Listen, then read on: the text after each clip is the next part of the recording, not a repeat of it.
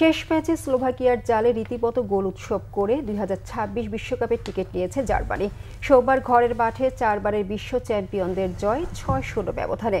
দুই দলের প্রথম দেখায় স্লোভাকিয়ার মাঠে ২-০ গোলে হেরেছিল জার্মানি। গত জুনে উয়েফা নেশনস লিগের ফাইনালসে টানা ২ হারের পর সেপ্টেম্বরে এই স্লোভাকিয়ার বিপক্ষে হেরেই বিশ্বকাপ বাছাইয়ে যাত্রা শুরু করেছিল জার্মানি।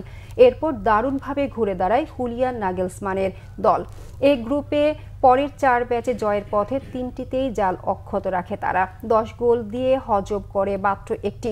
সেই ধারাবাহিকতায় শেষ ম্যাচে স্লোভাকিয়ার বিপক্ষে প্রতিশোধ নেওয়ার সুযোগ পাওয়া জার্মানদের গোলের নেশায় পেয়ে বসে।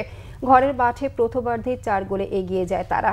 ১৮ মিনিটে নিক ভল্টেবাডা, ২৯ মিনিটে সের্গে জিনাব্রি এবং ৩৬ ও ৪১ মিনিটে লেরোয় সারে লক্ষ্যভেদ করেন।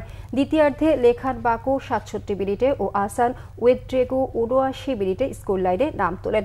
জার্মানদের পুরনো ক্ষতে প্রলেপ দেওয়ার জয়টা ধরা দেয় ৬-০ ব্যবধানে। ৬ ম্যাচে ৫ জয়ে ১৫ পয়েন্ট নিয়ে গ্রুপ শীর্ষে থেকেই ২০২৬ বিশ্বকাপের মূল মঞ্চে উঠল ৪ বারের বিশ্ব চ্যাম্পিয়নরা। ১২ পয়েন্ট নিয়ে গ্রুপ রানার্স আপ হয়েছে স্লোভাকিয়া। বিশ্বকাপে যেতে তাদেরকে খেলতে হবে প্লে অফ পর্ব।